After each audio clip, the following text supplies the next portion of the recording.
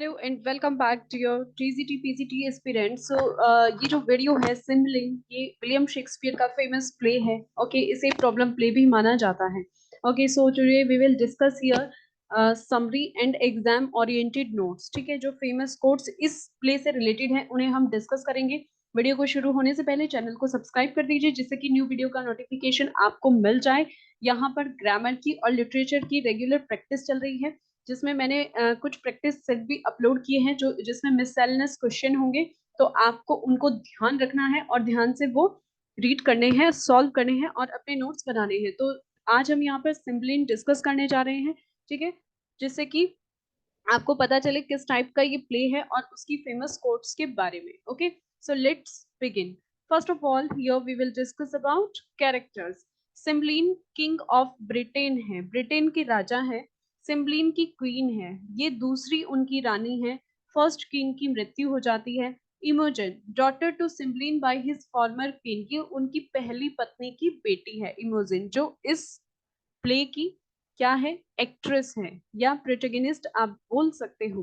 पॉस्थुमस लियोनेटस इमोजन का हस्बैंड है। क्लोटन, ये इस सिम्बलिन की ये जो दूसरी क्वीन है ना, इसका बेटा है, यानी कि स्टेप सन है सिम्बलिन का। राजा सिम्बलिन का स्टेप सन है और अब उत्तराधिकारी भी है। किसका उत्तराधिकारी है? सिम्बलिन का। ठीक है, क्लोटन।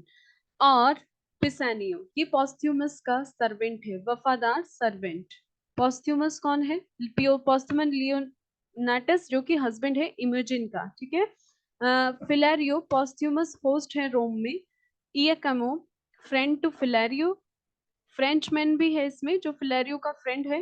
कायस ल्यूसियस एक रोमन जनरल है जो बाद में इमोजिन की हेल्प करता है। चलिए, बेलेरस, बेलेरस एक एग्जाइल्ड नोबल मैन है जिसने एक फेमस कोट बोली है, उसे हम डिस्कस करेंगे। इस फेमस कोट को आपको ध्यान रखना है। ठीक है, इसकी ये फेमस कोट मेन हो जाती है। Let's begin the summary. और समरी को स्टार्ट करने से पहले सबसे पहले ये जो यहाँ पर मैंने कोट दी है ना, आपको इसको अपने नोट्स में इंक्लूड कर लेना है। Fear no more the heat of the sun, ये इस प्ले की इंपॉर्टेंट कोट हो जाती है। क्यों? एग्जाम के पॉइंट ऑफ व्यू से इंपॉर्टेंट है क्योंकि यहाँ पर ये कोट तब बोली जाती है जब इमोजिन एक बॉय का वेश धारण करके रहती है, फिडेले। ठीक है, और यहाँ पर उसको मरा हुआ मान लिया जाता है, बट वो यहाँ पर मरती नहीं है। क्यों नहीं मरती है वो हम इस प्ले में डिस्कस करेंगे। तो तब यहाँ पर एक फेनरल डर्ज गाया जाता है। डर्ज क्या होता है? शोक गीत, मीन्स एक शोक गीत गाया जा रहा होता है उसकी मृत्यु पर, इमोजिन की, जो वहां पर किसका वेश धारण किया हुआ है उसने? एक बॉय का जिसका नाम फिडेले है। ओके, वो इस प्ले में पढ़ेंगे कि वो फिडेले का वेश क्यों धारण करती है। तो ये वहां पर शोक मनाया जा रहा है। Fear no more than the heat of the sun nor the furious winter rages. Thou thy worldly task hast done. Home art gone and taken thy wages. Golden lads and girls all must. ठीक है, इस line में क्या define किया जा रहा है? इस लाइन में ये डिफाइन किया जा रहा है कि अब तुम्हें किसी भी डर से डरने की कोई जरूरत नहीं है, सन की हीट से डरने की जरूरत नहीं है, सर्दियों से घबराने की जरूरत नहीं है, और इस वर्ल्ड के किसी भी काम से तुम्हें कोई फर्क नहीं पड़ने वाला है। क्यों? क्योंकि उसकी मृत्यु हो चुकी है। तो इस इन लाइन में यही डिस्कस करते हुए ये फेनेरल डर्ज गाया जाता है। आई होप ये क्लियर हुआ होगा। एग्जाम के पॉइंट ऑफ व्यू से इंपॉर्टेंट लाइंस है, तो आप इनको ध्यान रखेंगे। ये एक प्रॉब्लम प्ले माना जाता है। सिम्बलिन क्यों माना जाता है? क्योंकि इसको एज अ ट्रेजेडी वहां पर विलियम शेक्सपियर के जो साक्ष्य मिलते हैं वहां पर इसको माना जाता है, लेकिन ट्रेजेडी तो ये हो ही नहीं सकता क्योंकि इसमें किसी की भी मृत्यु नहीं होती, और जो मृत्यु होती है वो भी एक ढोंग होता है।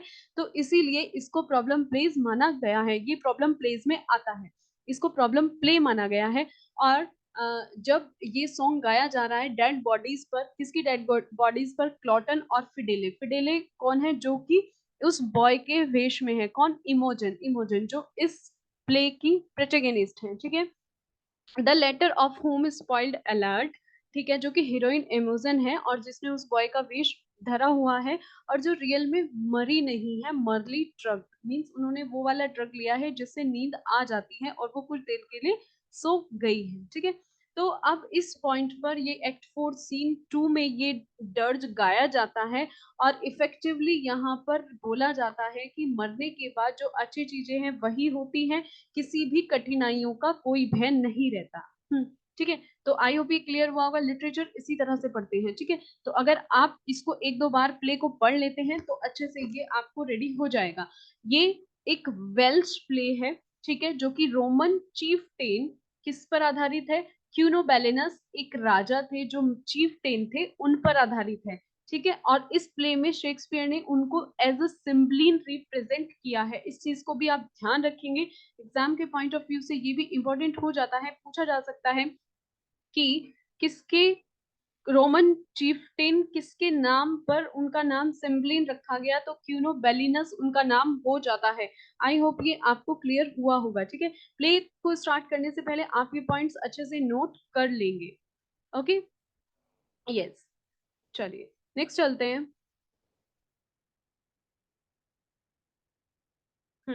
तो यहाँ पर शेक्सपियर ने इस डर्ज को बोलने के बाद समरी स्टार्ट करते हैं। ये एक प्रॉब्लम प्ले माना जाता है। सिम्बलिन की समरी स्टार्ट करते हैं। सिम्बलिन जो कि ब्रिटेन से बैनिश कर देते हैं अपनी डॉटर इनोजन के हस्बैंड को। ठीक है, और इमोजन की निष्ठा पर वहां पर दांव लगाया जाता है कि इनोजन जो है सही लड़की नहीं है। ठीक है, इनोजन को क्या कहा जाता है, अनफेथफुल माना जाता है। अब इस प्ले में क्या होता है, ये यहाँ पर एक शॉर्ट पुट मैंने दिया है, शॉर्ट व्यू यहाँ पर दिया है पूरी समरी का। ठीक है, अब इनोजन की निष्ठा पर जब सवाल उठाया जाता है तो वो वहां से भाग जाती है एज अ पेज, पेज के रूप में, और रोमन आर्मी में जाकर शामिल हो जाती है जो ब्रिटेन पर आक्रमण करती है। ठीक है, और एंड में जो इनोजन है वो अपने नाम को वहां पर क्लियर करती है, और जो उसके खोए हुए भाई हैं वो मिल जाते हैं और अपने हस्बैंड के साथ रीयूनाइट यानी कि मिल जाती है, और सिम्बलिन भी रोम में शांति स्थापित कर देते हैं। ठीक है, ये एक शॉर्ट व्यू है इस प्ले का। ओके, चलिए समरी स्टार्ट करते हैं। एक्ट फर्स्ट में राजा सिम्बलिन पूरे ब्रिटेन पर राज्य कर रहे हैं, किसके अंडर में, रोम के under, British under the protection of Rome, Rome के अंडर में ब्रिटेन पर राज्य कर रहे हैं। और ये एक श्रद्धांजलि उस राज्य के लिए होनी चाहिए कि दूसरों का सहारा लेकर वहां पर राज्य चल रहा है। सिम्बलिन अपनी बेटी के बारे में वहां उन्हें पता चलता है कि जो इनोजन है उन्होंने एक सीक्रेटली मैरी कर ली है उनके वार्ड से, जो कि उनके यहाँ काम करता था, पॉस्थ्यूमस लियोनेटस, जो कि एक निचली जाति का मैन है, उससे। तो कपल की इस डिसओबीडियंस से वो बहुत ज्यादा गुस्सा हो जाते हैं राजा सिम्बलिन, और निश्चय करते हैं कि जो पॉस्थ्यूमस है उनको उसको ब्रिटेन से बैनिश कर दिया जाए, यानी कि उनको निकाल दिया जाए, निकाल देते हैं। ठीक है, इटली की ट्रेवल करने से पहले जो पॉस्थ्यूमस है वो अपने ब्रेसलेट को, अपने कंगन को इनोजन की रिंग से एक्सचेंज कर लेते हैं, और वहां पर वो प्लेज लेते हैं एक दूसरे के प्रति विश्वास की और प्यार की, कि दोनों अलग होने पर भी उनके बीच ये विश्वास और ये प्यार बना रहेगा। ठीक है, इटली में जो पॉस्थ्यूमस है वो इनोजन की फेथफुलनेस का गुणगान गाते हैं, जबकि वहां जो एक लोकल जेंटलमैन होता है जियोकामो, वो पॉस्थ्यूमस को चैलेंज करता है कि उसकी निष्ठा पर, किसकी, इनोजन की, है ना, कि वो इतनी ज्यादा निष्ठावान नहीं हो सकती है कोई भी लेडी। जे कामो यहाँ पर प्लान करता है इनोजन को सेड्यूस करने का, और प्रूव करने में लग जाता है कि जो प्रोस्ट्यूमस है वो रॉन्ग है, और वहां पर एक दांव खेलता है। ठीक है, दांव जीतने की कोशिश करता है। जल्दी ही जे कामो ब्रिटिश कोर्ट आ जाता है इनोजन को सेड्यूस करने, और वो पाता है कि इनोजन अपने हस्बैंड के प्रति बहुत ज्यादा सच्ची है। ठीक है, लेकिन वो उसे परसुएट कर लेता है। कैसे परसुएट कर लेता है, वो उसकी चेस्ट को देख लेता है। ठीक है, मीनवाइल द क्वीन, जो इनोजन की स्टेप मदर है, वो अटेम्प्ट करती है कि वो उसे वहां पर उकसाती है कि वो स्टेप डॉटर जो है marriage to Posthumus, annuls her marriage to Posthumus की, पॉस्थ्यूमस के साथ जो उसने मैरिज की है ना, वो स्टेप मदर उसे उकसाती है कि उसको वो खारिज कर दे, उसको वो खत्म कर दे। ठीक है, क्योंकि वो क्या चाहती थी, वो चाहती थी कि वो उसके फुलिश सन क्लॉटन से शादी कर ले।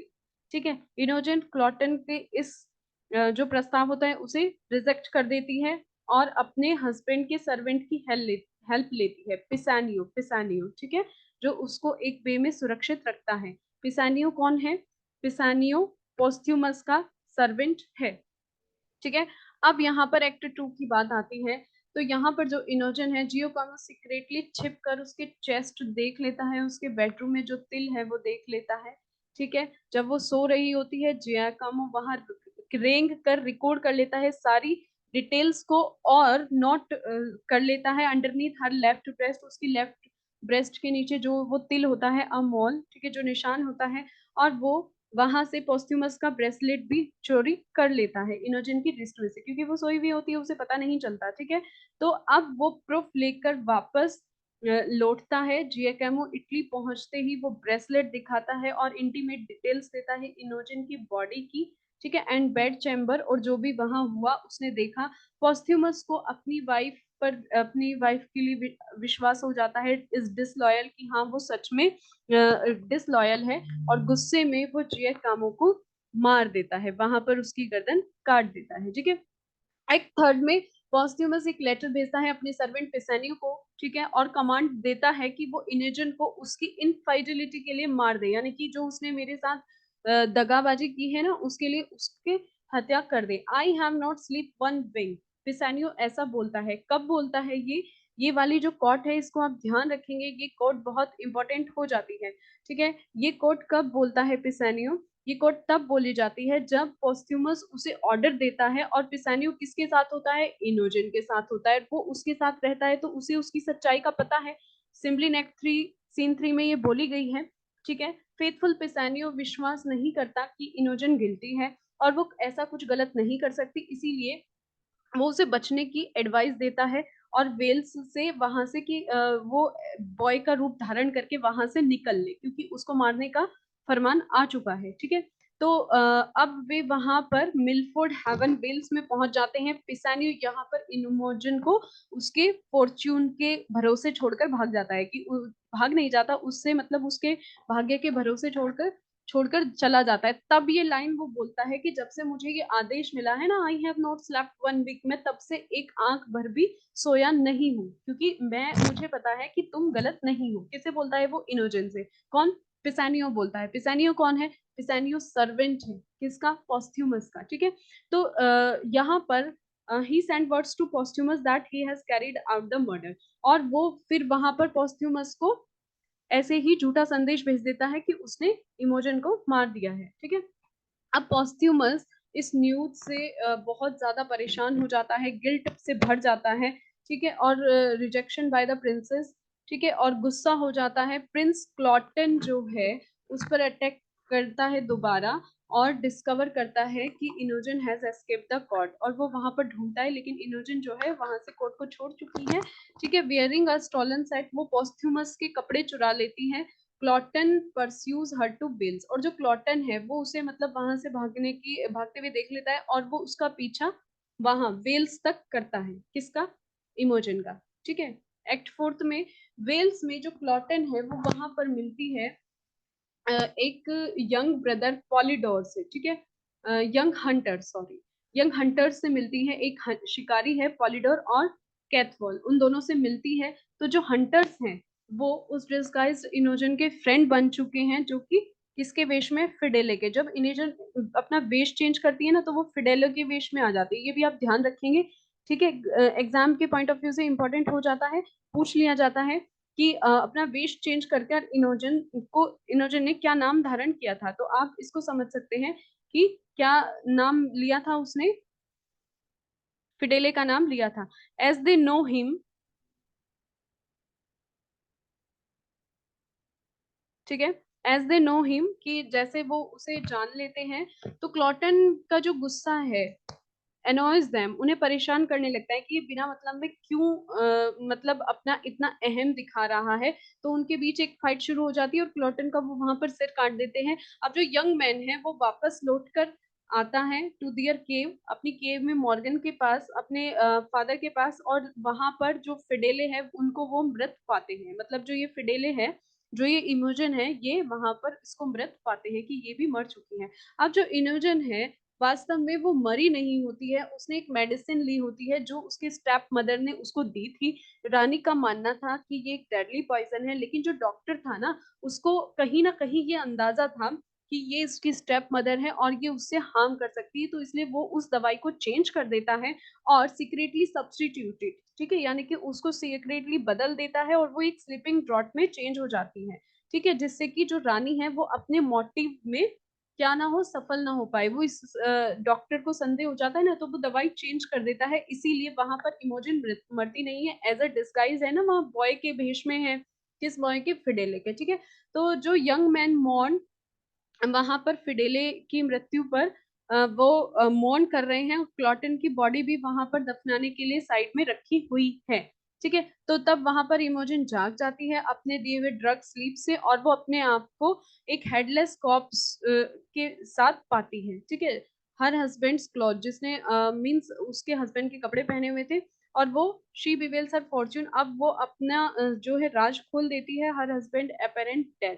ठीक है, तो अब वो वहां पर अपना राज खोल देती है। उस मोमेंट पर जो रोमन आर्मी है वहां पहुंचती है। जिए कॉमो पॉस्थुमस 2 रोमन सोल्जर्स हैं, और रोमन जनरल कायस ल्यूशियस भी वहां पर हैं, जो इनोजन को उसके डिस्गाइज्ड इनोजन एज हिज पेज, ठीक है, उसको एज हिज पेज के रूप में देखते हैं। अब जो रोमन है वो डिमांड करते हैं पेमेंट ऑफ द ट्रिब्यूट, कि वो श्रद्धांजलि दें किंग सिम्बलिन से, लेकिन वो वहां पर उसे देने से मना कर देते हैं।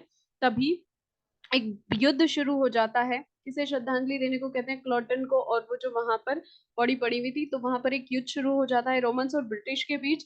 वहां पर पॉलिडोर, कैडवल और मॉर्गन वो ब्रिटिश की हेल्प करते हुए ओवरकम द इन्वेडर्स, ठीक है, आक्रमणकारियों से हेल्प करते हुए उसको बाहर निकाल लेते हैं ब्रिटेन को। अब जो पॉस्थ्यूमस है, वो जो इसने वेश अपने आप को डिस्गाइजेस हिमसेल्फ, ओरिजिनल वेश में ले आता है और ब्रिटिश की तरफ से लड़ता है। पहले वो रोमन की तरफ से लड़ रहा था ना पॉस्थ्यूमस, अब वो ब्रिटिश साइड हो जाता है। ठीक है, और वो दोबारा से अपने जो कपड़े हैं वो चेंज कर लेता है। ठीक है, और रोमन्स को हरा देता है। अब यहाँ पर वो उसे अपने डिसीजन पर बहुत ज्यादा दुख हो रहा है, इनोजन को मारने वाले पर। ठीक है, और अब वो प्रतिशोध से भर जाता है, प्रतिशोध से भर जाता है जेल में। और जब उसको वहां पर जेल में डाल दिया गया, किसको? पॉस्थ्यूमस को जेल में डाल दिया जाता है। और जब उसको जेल में डाल दिया जाता है, तो वहां पर उसे एक सपना दिखाई देता है। सपने में उसके जो डेड पेरेंट्स हैं और वो घोस्ट है, और गॉड जुपिटर दिखाई देते हैं, जो भविष्यवाणी करते हैं कि उसकी वाइफ जो है लौट कर आ जाएगी, वापस आ जाएगी। तो अब एक फिफ्थ में कोर्ट के बाद जो क्वीन है वो मर चुकी है। ठीक है, और उसने अपने आप सब कुछ स्वीकार कर लिया है, जो भी उसने किया था। Romans are condemned. अब यहाँ पर रोमन्स जो हैं बिल्कुल फिनिश हो चुके हैं, इंक्लूडिंग इनोजन, जियाकामो और पॉस्थ्यूमस भी वहां पर होते हैं। तो कायस ल्यूकियस वो है फिडेले की फ्रीडम के लिए वहां से आजादी के लिए पूछता है। कायस ल्यूसियस एक रोमन जनरल है, जो कि सिम्बलिन वहां पर ग्रांट्स अ बून, तो सिम्बलिन वहां पर उसको वरदान दे देता है फिडेले को। और page ask why Giacomo wears Posthumus ring, और फिर वहां पर पेज बता देता है कि कैसे जियाकामो ने वियर्स पॉस्थ्यूमस रिंग, पॉस्थ्यूमस की रिंग को पहन लिया था। अब जियाकामो वहां पर अपने उस डिसेप्शन को, जो उसने धोखा दिया था, उसको स्वीकार करता है। पॉस्ट्यूमल रिवील कर लेता है अपने आप को कोर्ट में, और यहाँ पर वो स्वीकार करता है कि उसने कैसे इनोजन की डेथ को अरेंज किया था। अब यहाँ पर intervenes and then reveals herself in turn. ठीक है, मींस यहाँ पर जो वेश बदलने वाली प्रक्रिया है ये चालू रहती है। ठीक है, तो आई होप कि ये आपको क्लियर हुआ होगा यहाँ तक। अब इम्यूनोजन जो है वो पॉस्ट्यूमस के साथ फिर से मिल जाती है। ठीक है, पॉस्ट्यूमस यहाँ पर स्टोरी बताता है कि किस तरह से क्लॉटन ने कपड़े चेंज करके वेल्स तक की जर्नी की थी। ठीक है, और आया था, और किस तरह से वो मारा गया। और पॉलिडोर और जो कैडवाल हैं वो स्वीकार करते हैं कि उन्होंने प्रिंस की हत्या की है। सिम्बलिन वहां पर गुस्सा हो जाता है, लेकिन जो मॉर्गन है वो सिम्बलिन को प्रोटेक्ट करता है, और सिम्बलिन के जो दरबारी है बिलेरियस उनको बैनिश कर देता है। ठीक है, अब इस स्टोरी के अकॉर्डिंग बहुत साल पहले जो रॉयल नर्स मेड है, हेड एस्केप्ड, वो वहां पर बच जाती है। अब वहां पर जो crown prince Guiderius and his brother Arviragus है, ठीक है, सिम्बलिन के ये असली बेटे हैं। और बेलेरियस उनको अपने साथ लाता है, और ये विश्वास दिलाता है कि ये उसके बेटे हैं, पॉलिडोर अर्न कैडवल को। ठीक है, इनको विश्वास दिलाता है कि ये सिम्बलिन के बेटे हैं, रियल बेटे हैं, crown prince Guiderius and Arviragus. ठीक है, how hard is it to hide the sparks of nature, Belarius कहता है। अब ये जो कोट है इसको आपको यहाँ पे ध्यान रखना होगा कि बिलेरियस यहाँ पर ये कोट कहता है कि प्रकृति की चिंगारी को छिपाना कितना मुश्किल है। कब कहता है? जब वो यहाँ पर ये लेकर आता है, किसको? इन इसके दोनों बेटों को, गाइड्रस एंड उसका भाई आरवी रेगस जो कि सिम्बलिन के सन है, और फिर ये कोट बेलेरिस बोलता है। ठीक है, ये भी इंपॉर्टेंट हो जाती है, इसको आप अपने नोट्स में नोट कर लेंगे। सिम्बलिन एक्ट 3 सीन 3 में ये बोली जाती है, द गेम इज अप। और फिर इमेजिन के द्वारा ये लाइन बोली जाती है, द गेम इज अप, की गेम खत्म हो चुका है। ठीक है, और ये लाइन इमोजन ही बोलती है कब, जब वो इंट्रोड्यूस कराती है अपने दोनों भाइयों को, ठीक है, जो लंबे समय से खोए हुए थे। और posthumous return and posthumous dream explain the play ends with Cymbeline। तो प्ले यहाँ पर एंड हो जाता है सिम्बलिन की पार्डनिंग से, वो क्षमा कर देता है, यानी कि वो माफ कर देता है बिलारियस को, बिलारियस, और रोम में शांति स्थापित कर लेता है। आई होप कि आपको सिम्बलिन अच्छे से समझ आया होगा। तो इसकी जो इंपॉर्टेंट कोट्स हैं उनको आप अच्छे से नोट कर लेंगे और चैनल को सब्सक्राइब कर लेंगे, जिससे कि न्यू वीडियो का नोटिफिकेशन आपको जल्दी से मिल जाए।